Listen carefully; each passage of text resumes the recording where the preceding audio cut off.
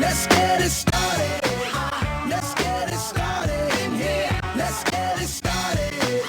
Let's get it started in here. Yeah. The views expressed by J. Michael McCoy are the views of the hosts and guests of Max World Live, and not necessarily the views of Webcast One Live, its staff, its management, the cleaning crew, Dave the electric guy, the guy who cleans the skywalk, the woman who brought in the cookies, the management staff of Hubble Real Estate, the parking lot attendant at Keck Parking, the wait staff over at Miss Kitty's, the coffee crew at Frederick's, the man in the street corner willing to work for food, Rob Spearman, Max Crabb, or anyone else of sound mind.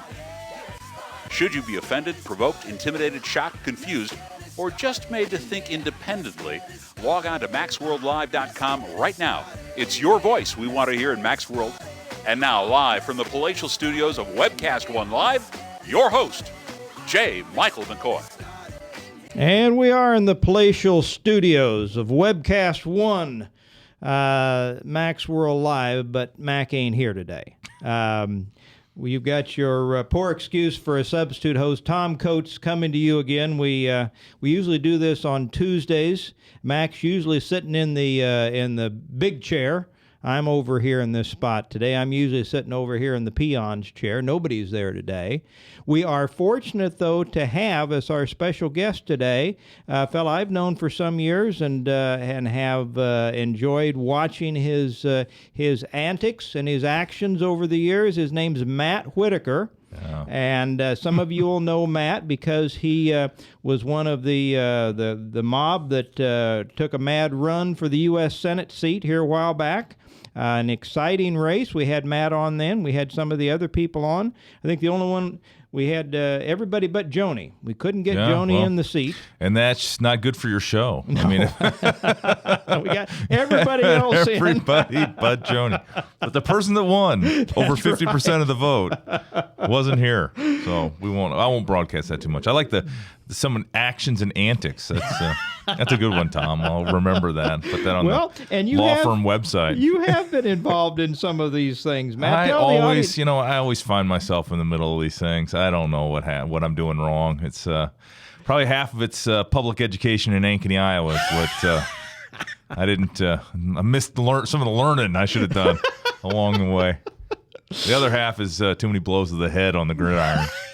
Go. Well, tell the audience, for those of you out there that may not be familiar with who Matt Whitaker is, take a couple minutes and tell us who you are, where you come from. I grew up in Ankeny, born in Des Moines. Grew up in Ankeny. Great fortune of having Coach Hayden Fry offer me a full ride football scholarship. First day I got there, I realized I wasn't going to go beyond the University of Iowa. So, what year was that? That was 1988. Okay. And so I used that scholarship to pay for 3 degrees at the University of Iowa. I got my undergrad in 3.5 years because I could, and it was paid for. Mm-hmm. And then I knew they'd pay for my graduate school, so I got both an MBA and a law degree, passed the bar, and I've been practicing law for 20 years now. Well, not many of your teammates, I don't think, can say that. No, maybe there's only a few. Of them went on into the NFL, but not many of them can say what you just said. No, and there's a few that. My senior year, there were 4 of us that were in graduate school. I was the only one in law school, and it's pretty non-typical to be both a scholarship athlete and to be enrolled in graduate school, let alone law school. As you can imagine, the demands of law school took a lot of time and effort. But you know what? As Coach Fry used to say, you ain't bragging if you did it. And I did it, and I got the scars to prove it. So it's... Well, and as Clint Eastwood once said in one of his movies, man's got to know his limitations. Yeah, well, I'm still trying to learn that. And you figured out early when you were in there at University of Iowa that the NFL was not in your future. Right. You made the most of what was offered to you, which you just have talked about. Right. I wasn't big enough, fast enough, or good enough at football to play in the NFL. Other than that, I was probably going to be a first-round draft pick. So what did you do after law school? Well, you know what? My wife graduated with a civil engineering degree from Iowa, and we got married in 1993. And when I graduated in 95, she was already working as a civil engineer, so we determined we would go see another part of the world. We were both from Iowa, so we went and lived in Minneapolis, the frozen north, frozen tundra of the Arctic north in the United States, and realize that when people say it's cold outside, unless you've lived in the Twin Cities, you don't know what real cold is, because it doesn't get that cold in here in Des Moines. Yeah. And we lived up there for several years, had 2 of our 3 children up there, and determined that we were going to make a life in Iowa. So we moved our family back, came back home, and had our 3rd child 10 years ago now.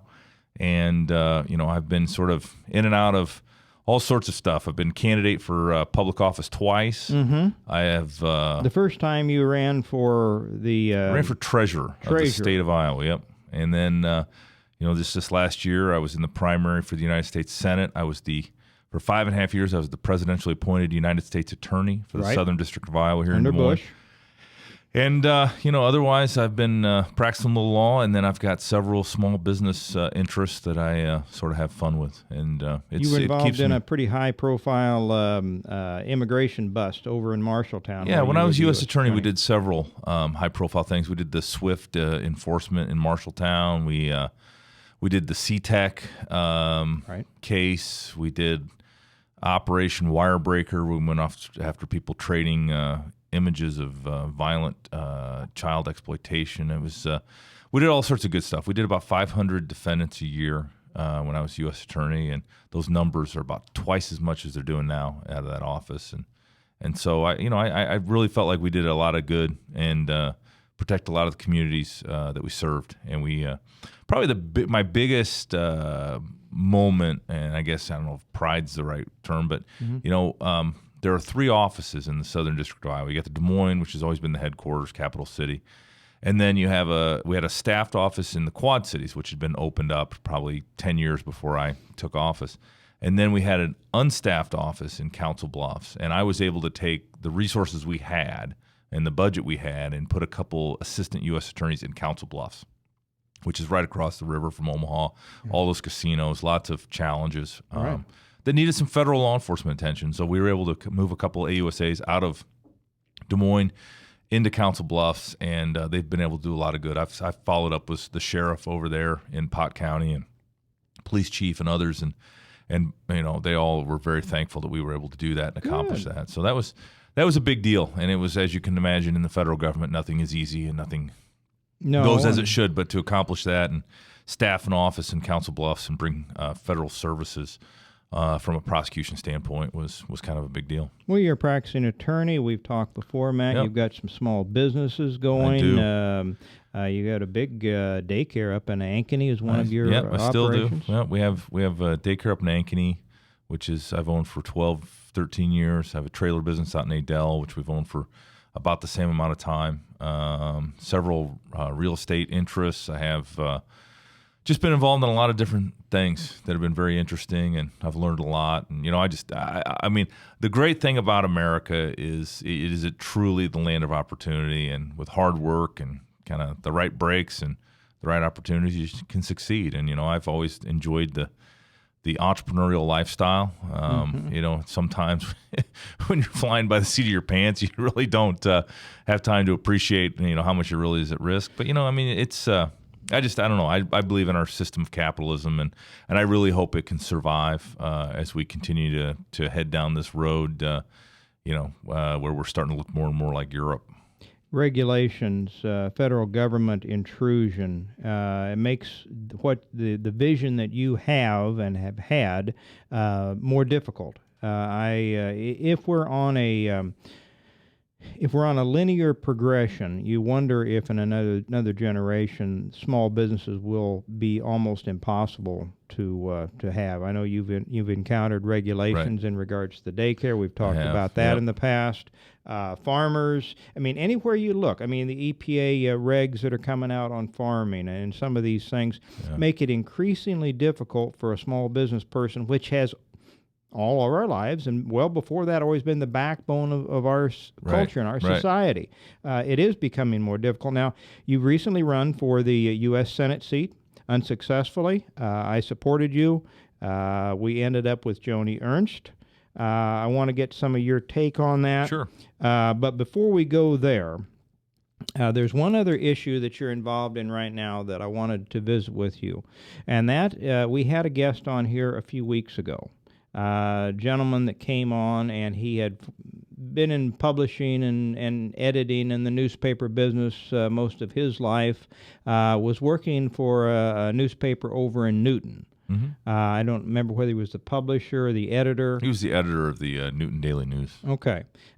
And he was recently discharged, seemingly unfairly, with some pressure being brought to bear by certain areas of lobbies that have been very outspoken, and people think that that the gays in this country must at least atone for 20 to 30% of the population, given the kind of power that they seem to have, and yet we have less than 2% of the population that are gay in this country, and some people be astounded at that.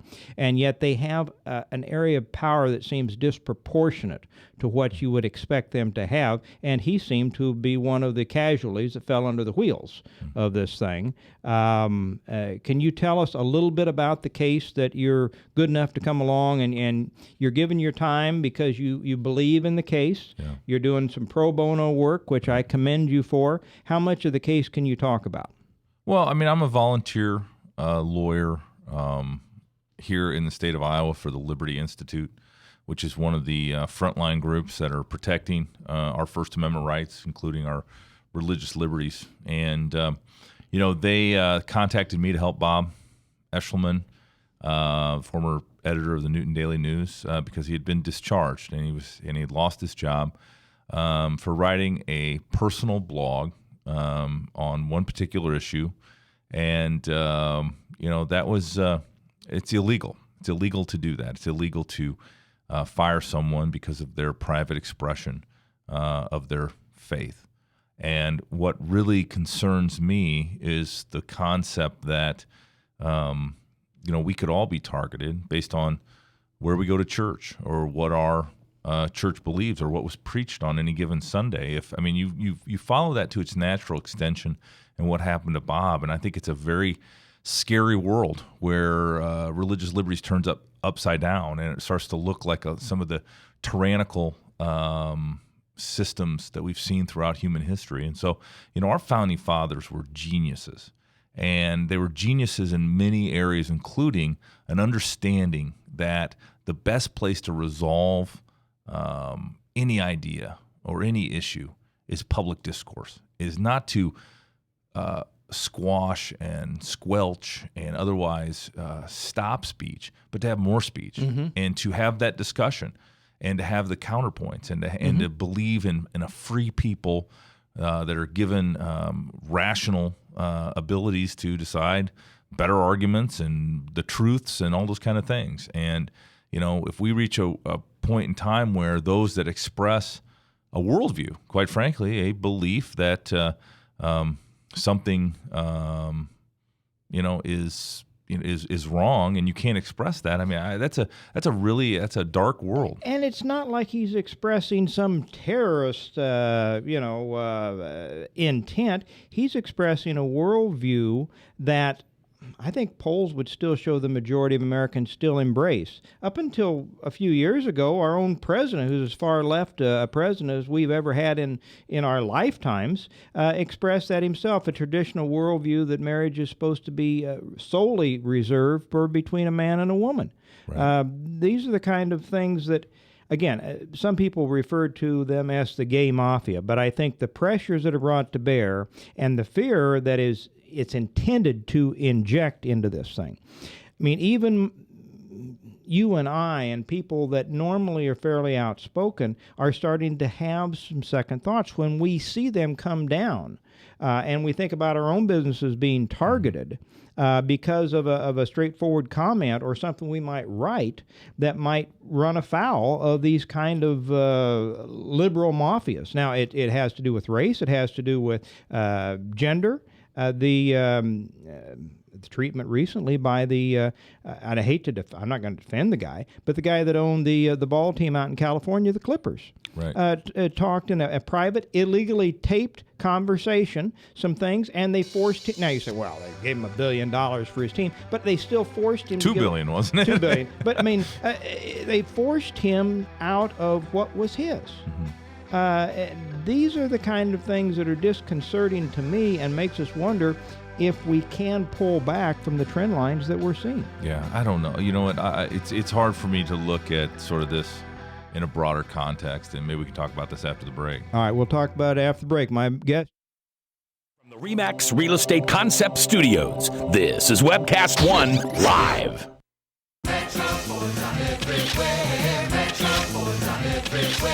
See 'em here, see 'em there. You got bad credit? We don't care.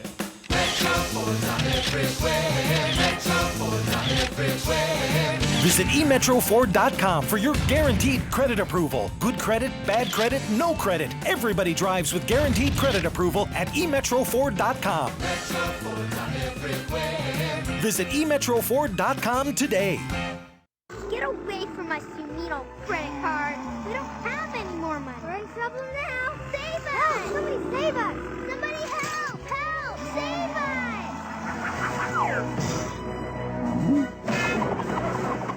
Hi, I'm Tom Coates from Consumer Credit of Des Moines. If your credit card's a little too animated, give us a call.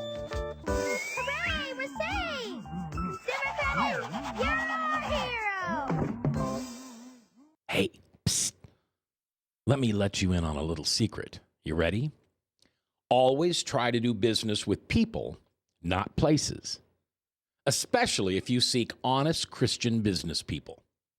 And when it comes to my car, I really need to trust who's working on it. Now, my family is so blessed. A few years ago, we found a family-owned automobile repair shop that operates as a Christian business also. Open, honest, reliable, trustworthy. It's AMCO on Hickman Road in front of Kmart. And it's a family-owned Christian operating business. This family treats your car as if it was their car. Everything from oil changes to transmission repair and everything in between. So the next time you feel the need to be at peace with your choice of who you can trust with your car, give AMCO on Hickman a chance to serve you. And tell them Max sent you. If Tom Coates from Consumer Credit of America was your personal webmaster, Tom would filter out all bad debt emails. If Tom was your mailman, you'd never get any debt reduction junk mail. If Tom Coates was a lineman, he'd block any phone calls offering to reduce your credit card debt. Hi, I'm Tom Coates with Consumer Credit of America, and we're still your best choice for credit counseling. We're local, we're accountable, and we can do more. You make the call when the time's right for you. When it comes to competition, there really is none for Consumer Credit of America.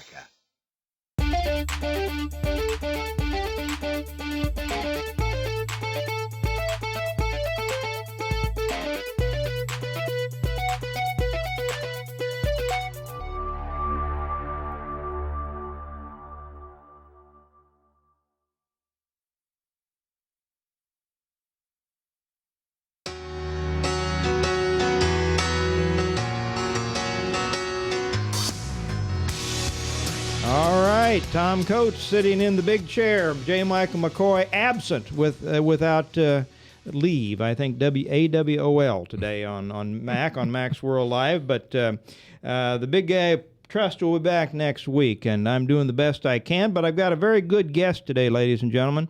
Matt Whitaker has consented to come in and sit in the guest chair today, and I'm grateful for him for doing that. We wanted to transition. We had talked about who Matt was. By the way, just for the record, Tom, I think Mac is afraid to interview me. He can't handle it. Well, that could be. Maybe you scared him off. Yeah. But today we've been visiting at some of Matt's achievements, his background, so on and so forth. We talked about his hopes, his dreams. His hopes, his dreams. We have also touched on a case that he's doing pro bono for a fellow named Bob that was unlawfully discharged from his job over as an editor at Newton Paper.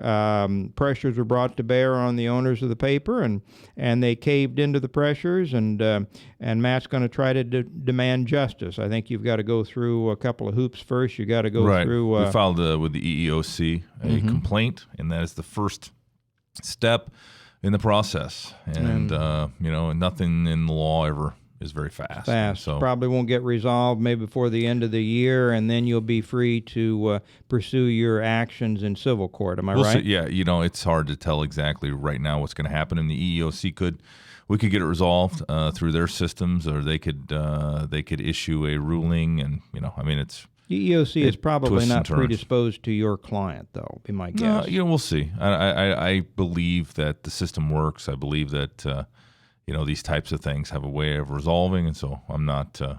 I'm not. Okay. I mean, I'll let the process play out. That's me talking. I'm not going to predetermine. Yeah.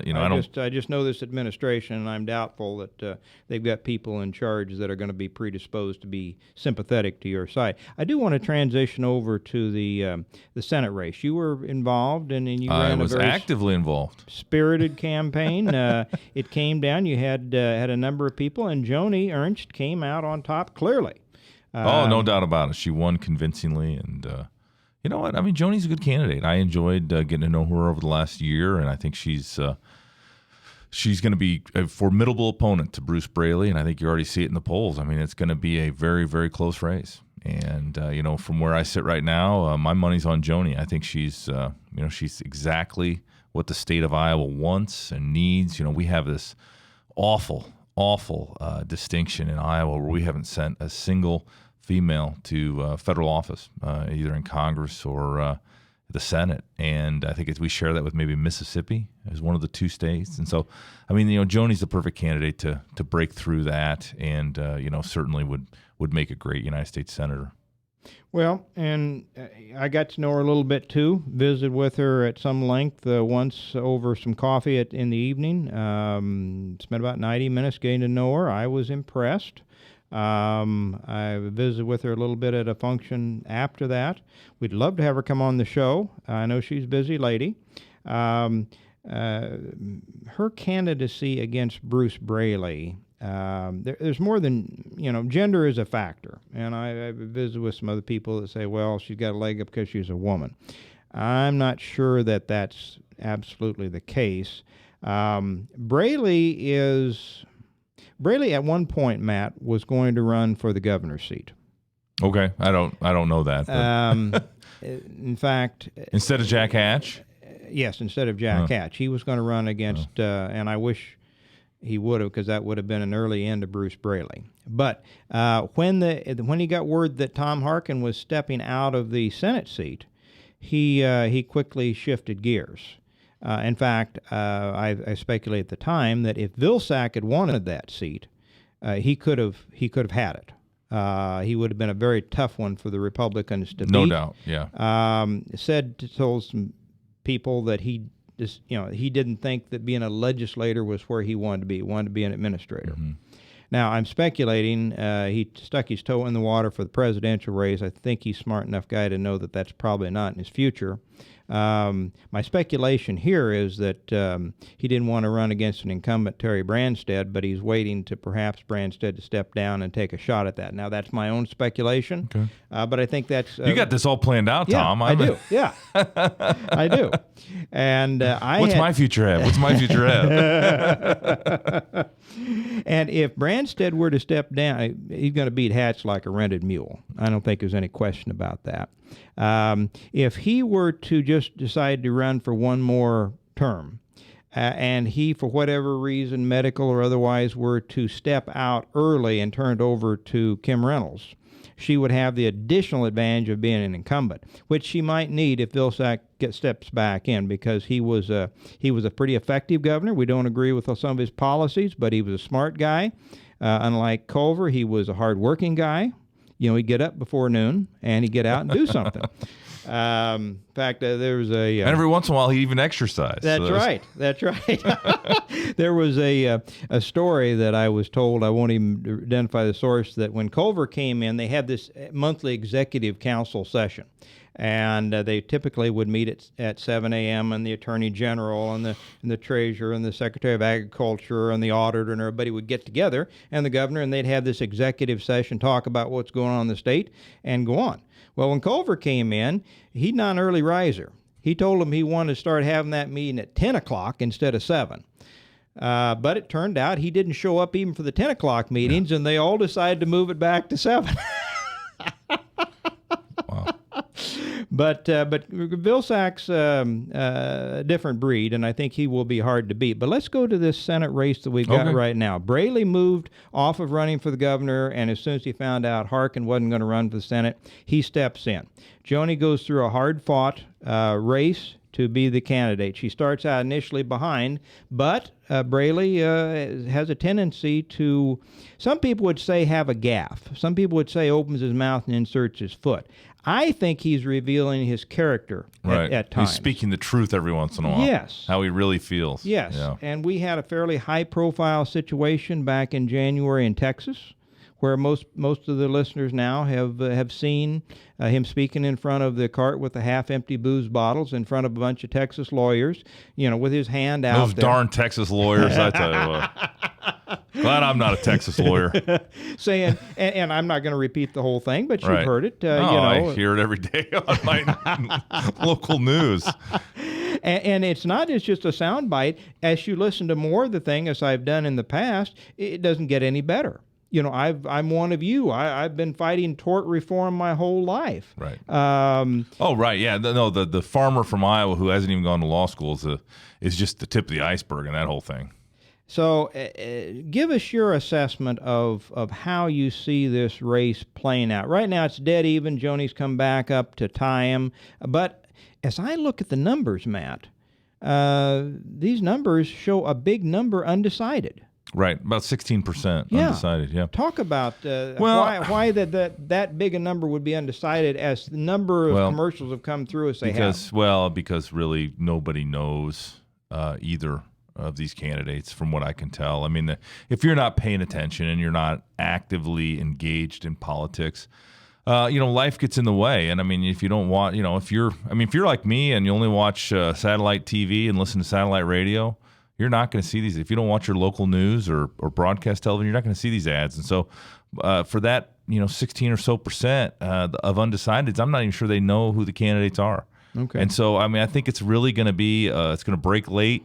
I think it's, from what I can tell and talking to people out there, they really don't know what either side stands for. Will it hinge on the three debates? I don't, that seems to matter now. Debates matter. I'm not sure anybody's going to watch them. I mean, I think we got one at the end of September.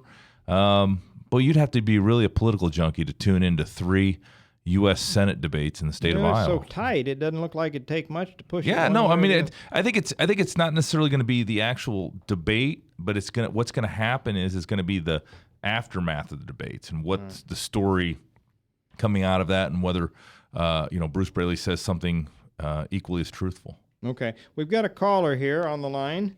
Can you put your headphones on here, Matt? We're going to take a call from Frank now. Frank, are you on the line with us? Yes, I am. All right, Frank, what type of enlightenment can you give us today? Well, I want to get you guys' thoughts on this. I want to jump ahead to 16, hopefully here. And I think it's pretty obvious that Rand Paul is going to make a strong run for the presidency, and it's going to be a formidable candidacy because I think he's a little bit more of a moderate than his daddy. But I size it up as a Jeb Bush for the establishment, a Ted Cruz for the right-wing conservatives, and probably a Rand Paul for the Tea Party. Now I don't go along with Paul's policies on war and foreign policy or drug policy. But I dared to hear Ron say something the other day that really makes a lot of sense the more I think about it, and that is a straight consumption tax. People should pay for what they use. Let's scrap the whole entire tax system and strictly go to what each individual consumes and what they should pay for. In other words, if I don't consume something that somebody else is using, I shouldn't have to pay for it.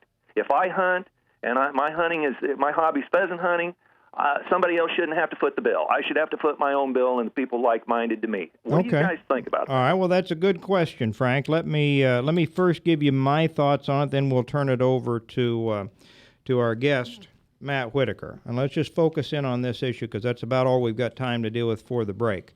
my thought, and we got to get rid of the ability for the federal government to issue both. If we're going to do a national sales tax, a national consumption tax, you can call it, whatever you want to call it. We've got to get rid of their ability to tax us on our income. To me, that's an absolute given. Matt's a constitutional scholar. We can talk about that.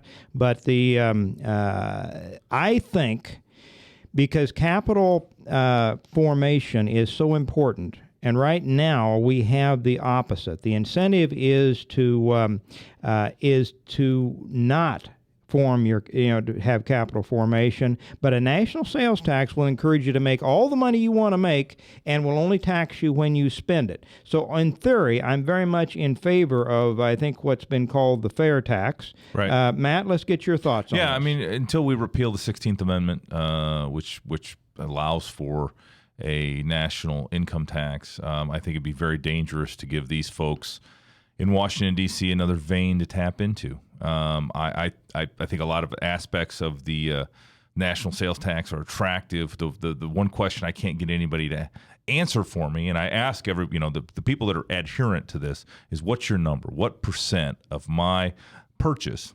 I've heard 19%. Yeah, and I've heard as high as 25. So I mean, that's that's the question, and what sort of how broad or to make it revenue neutral. I've heard, and that was a few years back. It might be higher today. I think it can't have a two handle on it. So I haven't penciled that out, but that's one of my big concerns. One is making sure we can't have an additional vein, and then two, making sure that the number is not so much to encourage black markets and gray markets in goods and services. Would you generally be in favor of a fair tax, though? Yeah, generally, yeah. I mean, the devil's in the details, like anything else. The more fascinating question from the caller was 2016 and establishment candidates. That's my favorite part of the game right now. After we come back and break, we may explore that a little bit. But my guest today is Matt Whitaker. This is Tom Coates sitting in for J. Michael McCoy, Max World Live, being heard on KTIA and powered by Webcast One, with our good friend Ryan as our producer today.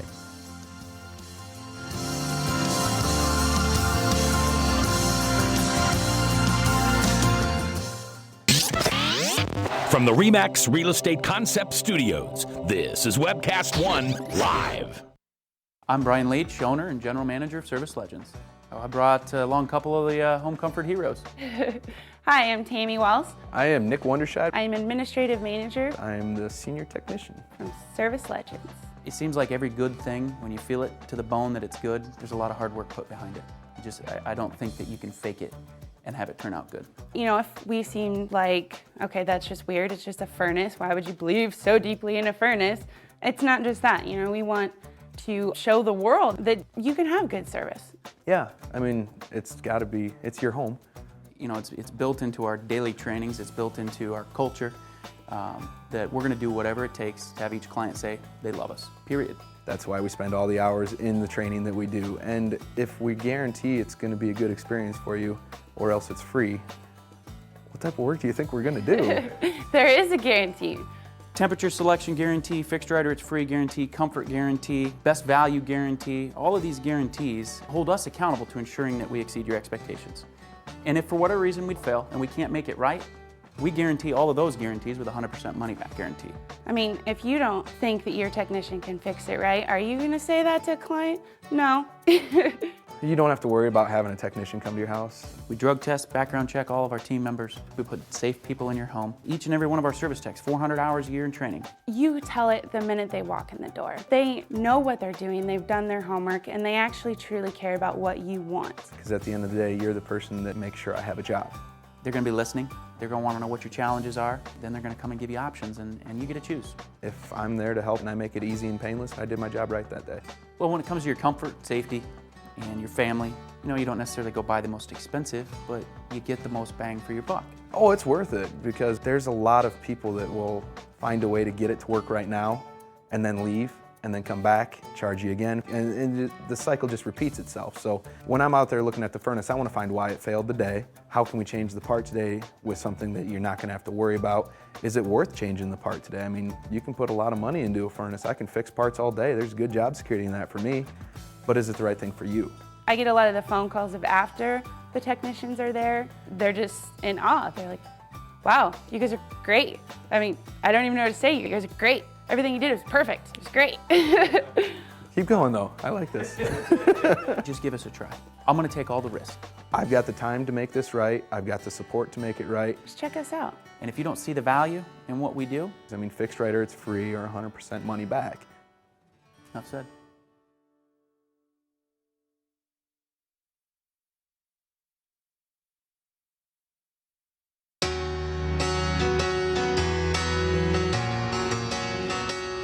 All right, Tom Coates coming to you back on Max World Live, heard on KTIA, powered by Webcast One. All right, my guest today, I'm sitting in for J. Michael McCoy. My guest today is Matt Whitaker, and Matt and I have been talking with the help of call-in Frank on the last subject. He wanted to talk about the fair tax versus the flat tax, and can I put a subscript on that? Absolutely. The one thing I just so Frank is clear on what I like and what I don't like is I do not like a VAT tax. Yes, I and agree. oftentimes those are sort of called a consumption tax, but they're very insidious. Define that for the listener. I know what you're talking about, but well, it's a define that. value-added tax, and that means along the manufacturing process, if somebody touches a good, then that piece of the process, the value added, is taxed, Mm-hmm. and it ends up, sort of baked in the goods in a literal sense. And they have it in Europe, and it's very easily manipulated by politicos because it's not listed as to how much your VAT is, and so it really causes an increase in prices and is really very detrimental, I think, for consumers. And I'd much rather have a sales tax, a national sales tax that you can see and know what that is, and make that choice. Because that's the argument for sales taxes. I can then make that rational economic judgment. These income taxes, I mean, I can tell you from experience, it's, sometimes the tax bill gets to be, significant, and if you don't plan it right and have good advisors, I mean, you can really get bit. Exactly right. I'm glad you made that distinction, and I feel exactly the same. With Europe's experience with the VAT tax, and sometimes they got VAT taxes and income taxes, and they're just tax, and that's why their productivity and their employment are as dismal as it is. And unfortunately, under this dismal administration for the last 5.5 years, we're heading much in the same direction. And I know you and I and many of the listeners will agree on that. But let me move past that. You became friends during your campaign with a felon that some of the listeners gotten to know. He's been on the show a few times, Sam Clovis. Yeah. No, I saw Sam at the fair. Was at the Polk County Republican event recently with out at the barn. Is that the doctor? Ben Carson. Ben Carson. Yeah. And Sam was there and got the crowd whooped up on that. Did you make it? I didn't see you. No, I wasn't there. My wife Marcy, who is a saint, and I don't deserve to be married to her.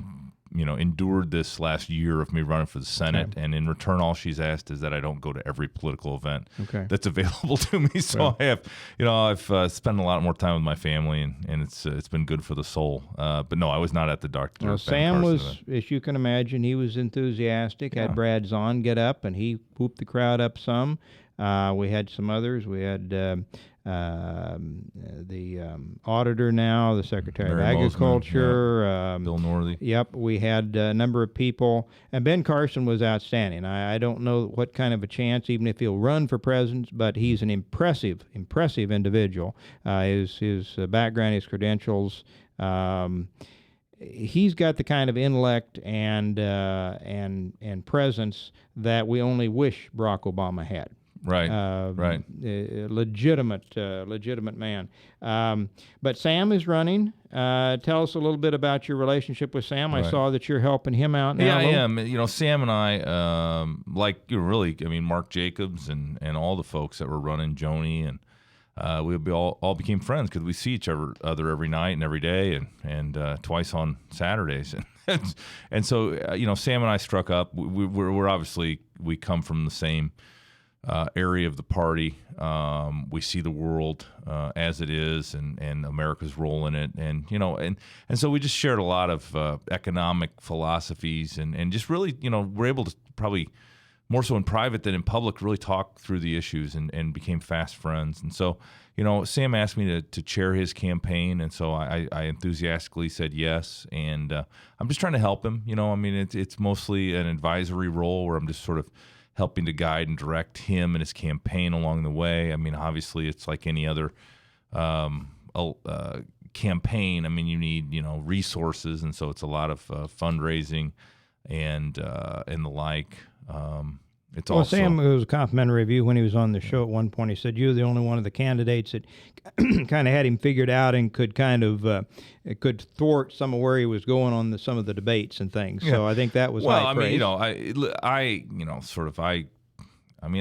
I am well educated. I read. I'm a voracious reader. And so, I know sort of the strengths and weaknesses of most arguments, political or not. Especially political arguments. I've seen both sides of the debate. I know sort of what economic theories have worked throughout history, and fundamentally, for me, it just boils down to I'm living it. I'm in this economy. Right. I know what is preventing my businesses from being as successful as possible.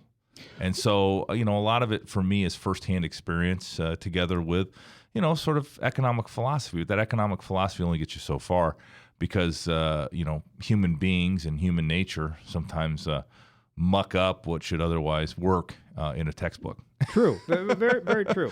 Now, I thought it was a master stroke when the governor's office reached down at the end of the race where Joni won, and reached down and instantly picked Sam up to run for the state treasurer's office, to get Sam out there on the stump and get the groundswell and the right. troops that he can muster, give him a little bit of resources and put him out there. I thought that was a master stroke. What were your thoughts about that? Well, a couple things. One is I think it would probably be good for all of the folks on the ticket, the governor, Joni, and others, to make sure that not only Sam but some of those other statewide candidates do have the resources they need, because I think those offices could be competitive and we could have a real Republican route here if we play our cards right. Paul Payton was there the other night as well. And if we can promote our candidates and give them the resources they need, I think that will go well. My understanding, I haven't talked to Governor Branstad and I haven't talked to Sam about this, but my understanding is the way it went down is there's a calculation on both sides that you don't have to look very far but the primary map and see Sam's strength. And a lot of his base is in Northwest Iowa, where a lot of Republicans live, and we need them to turn out. Need them to turn out. And exactly so, right. I think if we get the resources to Sam, and he's able to be competitive, I think that will probably double down that whole Northwest Iowa. I think we'll have a tremendous turnout up there. I want to make sure that Sam doesn't get discouraged, because it can be a slog. I ran for treasurer 12 years ago now, right. but I ran for treasurer, and it's sometimes you wonder if folks are paying attention, and if your hill is too steep. But I have a great assistant coach in my 5th grade football team, and he said, you know what, the mountain is adversity, and you have 3 kinds of people. You have quitters, you have campers, and you have climbers. And it was be a climber. And so that's, I'm always kind of teaching Sam and anybody that'll listen, we need to climb this mountain and put together the resources. And I certainly hope and expect that, Governor Branstad and others will come to Sam's aid and support, and that we'll get a great turnout. A big pile of money. Yes. Hatch has very little. I said, 2 things wrong with Hatch. Most of the state doesn't know him, and when most of the state does get to know him a little bit, they won't care much for what they see. So he's got a couple of problems, but he didn't have any money. So at least he's owning who he is, which is a liberal from Des Moines. Well, that's true. But this should give Branstad the ability to spread some of that wealth out there a little bit. I'm hoping he spreads it to some of the right state Senate races. Are you privy to any of that? I am enthusiastically engaged in this state Senate majority effort. Obviously, everyone knows a close friend of mine is Jack Whitaker, who is the Senate minority whip. He just had a child over the weekend, his 3rd, and so it's exciting news for Jack. But, I am doing all I can to help the Senate and Bill Dix and Jack and others. You know, there's probably 4 or 5 races that the majority is going to come down to. And I certainly hope and expect that we will marshal those resources to where we need them. Where we didn't last time. Yeah, I think a lot of things happened last time, but, you know, I think this time's different and we've learned some lessons. I hope we have, because I think we could see some significant tax structure changes in this state if we can reclaim the Iowa Senate, go along with the House, with Governor Branstad, and I think that would be his legacy. Significant tax law changes, both corporation and individual. That's what I'm in anticipation. Now, we're coming back for one last segment. This is Max World Live. Tom Coates sitting in with our guest today, Matt Whitaker. Hey, psst. Let me let you in on a little secret. You ready? Always try to do business with people, not places, especially if you seek honest Christian business people. And when it comes to my car, I really need to trust who's working on it. Now, my family is so blessed. A few years ago, we found a family-owned automobile repair shop that operates as a Christian business also. Open, honest, reliable, trustworthy.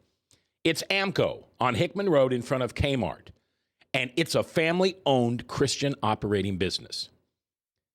This family treats your car as if it was their car. Everything from oil changes to transmission repair and everything in between. So the next time you feel the need to be at peace with your choice of who you can trust with your car, give AMCO on Hickman a chance to serve you. And tell them Max sent you. Get away from my Sumito credit card. We don't have any more money. We're in trouble now. Save us! Help! Somebody save us! Somebody help! Help! Save us!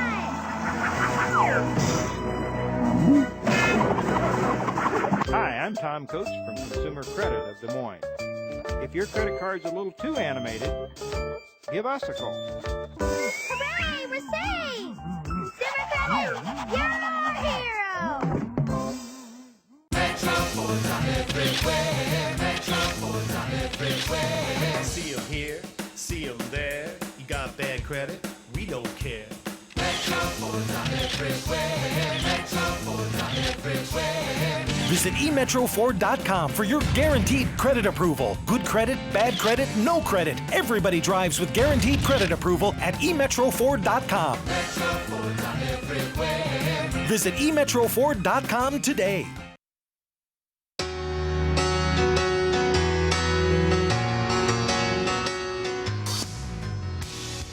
Tom Coates coming back. I've got so involved in the discussion with our guest today, Matt Whitaker, that I forgot we were coming back from break. But I'm sitting in for the legendary J. Michael McCoy on Max World Live today. We've got one last segment with our guest, Matt Whitaker, and appreciate some of the wisdom that Matt brings to some of these issues. Well, I'm glad I have wisdom because that's what I pray for. So well, I pray that God gives me wisdom. So if I'm delivering wisdom, then maybe I have more gifts than I thought. Well, you have considerable gifts, Matt. Yeah. Ability to grow great facial hair, too.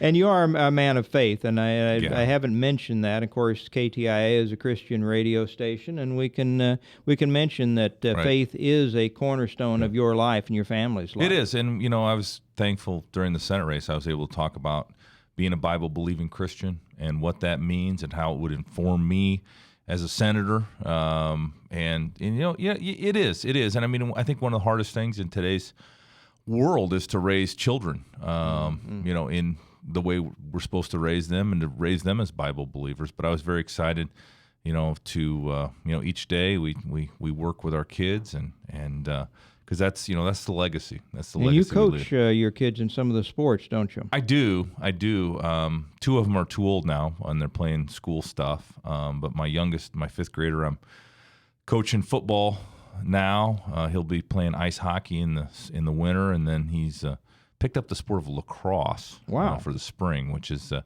fascinating sport to me. I don't know much about it, but any time you get to hit people with a stick in two hands, I think that's a good thing. So. Wish you'd have had that stick a few times out in the playing field, right? Yeah, but no, I mean, I have a wonderful family and some great kids that I'm trying to raise the way I'm instructed to raise them. Well, I have confidence that you're doing a good job. The last subject I wanted to cover here, Matt, you had experience with Rick Perry, the governor that is now stepping down from the great state of Texas. In fact, I got tired of the Iowa winters back in 1981 and moved my family down to Midland, Texas, lived down there, and moved back in 1987 to start Consumer Credit of Des Moines, Right. Iowa's largest credit counseling agency. Right. Shameless plug. But so I was down there and developed a lot of respect for Texas, and I kind of liked it they didn't have any state income tax. I'd love to see us follow that suit. Rick Perry threw his hat into the ring. Some people said it was unfortunate because he was trying to recover too quickly from a back surgery, was on medication. It slowed, who can get on heavy pain medication and not have some of their mental processes slowed, and it showed in some of the debates. But you were co-chair of his campaign here in Iowa. I was. Talk a little bit for the listeners about your experience with Rick Perry and kind of what you expect to see this time around. Yeah, well, I mean, he hasn't announced that he's running for president, but, I've gotten to know Rick Perry over the last couple of years very closely. I've spent a lot of time with him. He's a great guy, and he's wonderful to be around in person and individually.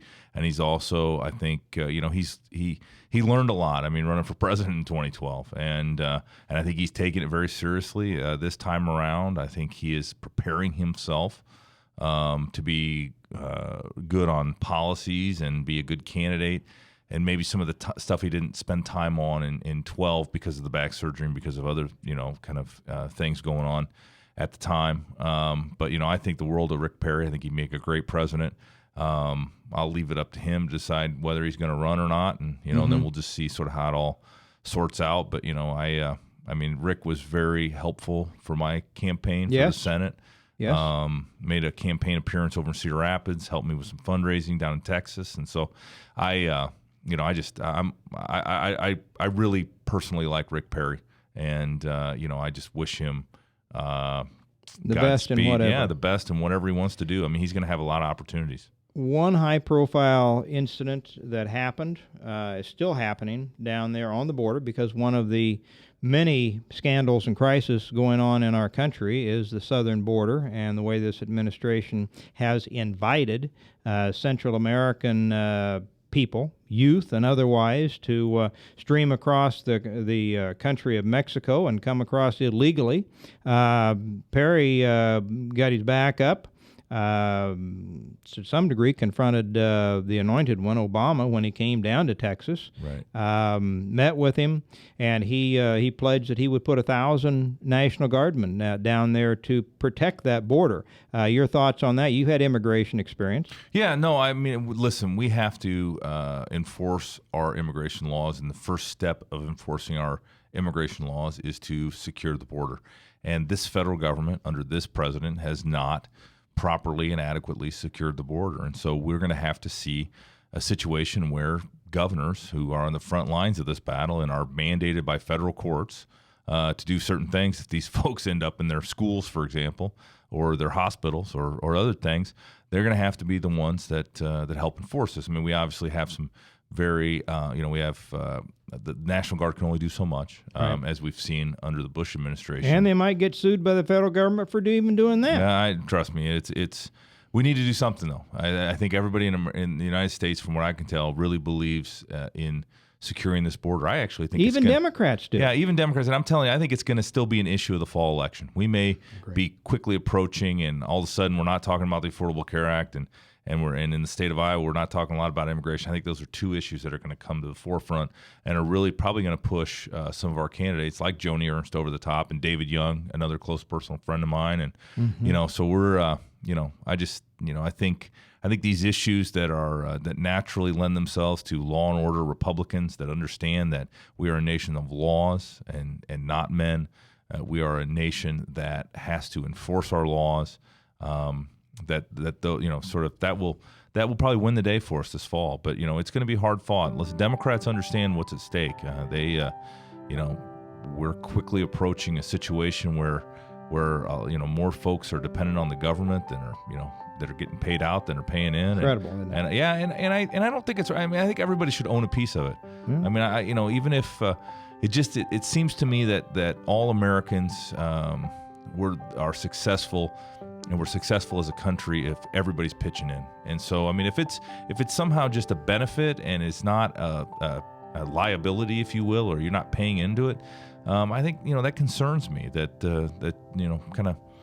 But I think America is a great system. It's a great idea, and I think we're built so that we can quickly repair and change directions. And unfortunately, sometimes a little dependent on which way the political winds blow. But this is. Obama's vision for America is just not where we as a constitutional republic should go. No, one of the first political books that I can remember reading once I got out of college, and was recommended to me by we're working for Merrill Lynch, and another older broker recommended I read a book called Atlas Shrugged. Oh yeah, by Ayn Rand. Yep. And in essence, when the people riding in the wagon outnumber those that are pulling it, you eventually have what I guess you could argue you've got in Europe, but you have a collapse of our system. And this administration, and it has to be by intent, has been moving strongly in that direction, Matt. Now we're coming down to the end of the show, and we want to thank you for coming on. We could do this for hours, Tom. We really could. But this has been Tom Coates with my guest, Matt Whitaker, producer Ryan. I want to thank everyone. J. Michael McCoy hopefully be back in this seat ably next week, and we'll be doing the best we can to hold up our end for God and country. Thank you.